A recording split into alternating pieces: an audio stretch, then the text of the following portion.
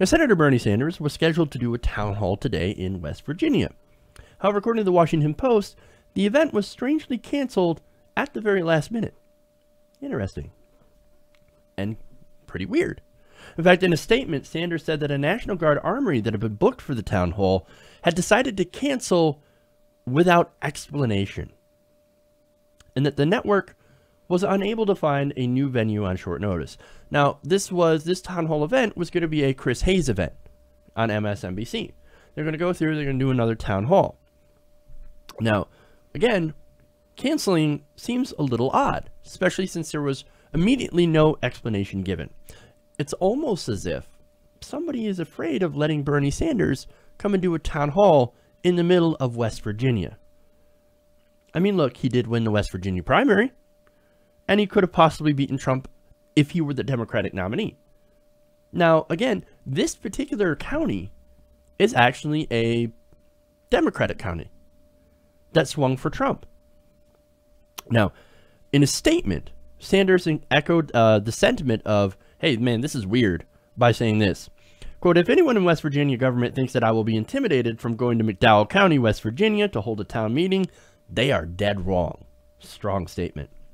If they don't allow us to use the local armory, we'll find another building. If we can't find another building, we'll hold a meeting out in the streets.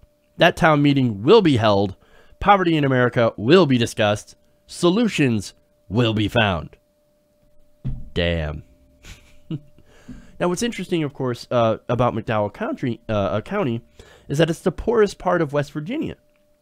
It's got the highest rate of drug overdose in the state and the lowest life expectancy of any county in the United States. Wow. That is a disaster. Being hit by the heroin epidemic. Getting hit by poverty and unemployment. Oh, it's a disaster. Now, of course, in November, Donald Trump won by 74.1% of the vote in that county. However, in the Democratic Party's primary 6 months earlier, Bernie Sanders won 55.2% of the vote. Well, it seems like people there were looking at the establishment and going, hell no. Things have got to change. We've got to change this thing. And look, we'll vote anybody who's going to challenge the status quo. Hillary Clinton was the status quo. Bernie Sanders was not. Donald Trump presented himself as not the status quo, even though that's kind of what he is. Now, again, Bernie Sanders, populist. Donald Trump, full of shit. Now, Sanders said, quote, I want people to see firsthand how poverty leads to terrible despair, and that in reality, how it is a death sentence for many. In McDowell County, one of the most poorest areas in one of our poorest states, people are now living shorter lives than their parents. Unemployment is sky high. Drug addiction is an epidemic, is at an epidemic rate, and the schools lack adequate funding. It is high time that we as a nation heard from the people who are impacted by this crisis and determined the best way forward. So that's Bernie Sanders' statement on this. Now, again, going back to why they canceled it, well, we don't really know, because not a lot of people are talking about why. It says, now the article says, while the National Guard and new Governor Jim Justice, fascinating name, have not talked about the cancellation, people with knowledge of the event say it had been planned for weeks, and they were told belatedly that the venue could not host a political event. I smell bullshit. Major. Look, if they had this thing planned for weeks, odds are they didn't just book it in the last night. No, they probably had this thing booked for weeks in advance. And then suddenly they're told, oh, we can't do political events. Wait, you didn't realize that Bernie Sanders coming to speak at a town hall on MSNBC, you didn't realize that was a political event? Come on, nobody believes that. How stupid do you think we are? Of course it's a political event. And of course they knew. Again, I think it's probably because somebody wants to keep Bernie Sanders silent.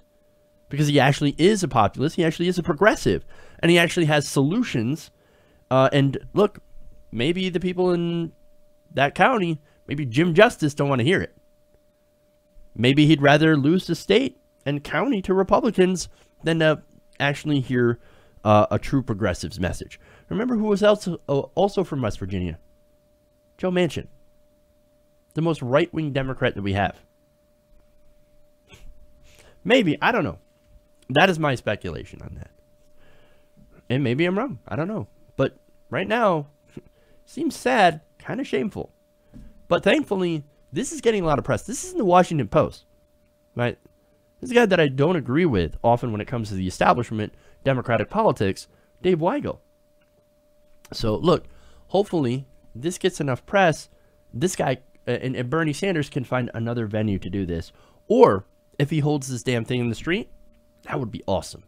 I will love to see the look in their faces. Bernie Sanders holds this rally right in the street, right in front of the DNC building.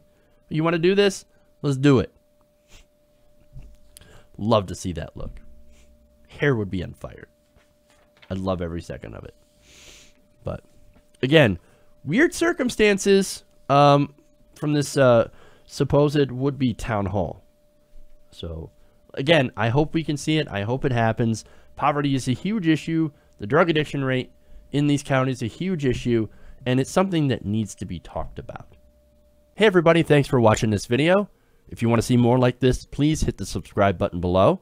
And if you want to support truly independent progressive media, please consider becoming a patron at patreon.com/TYTNation.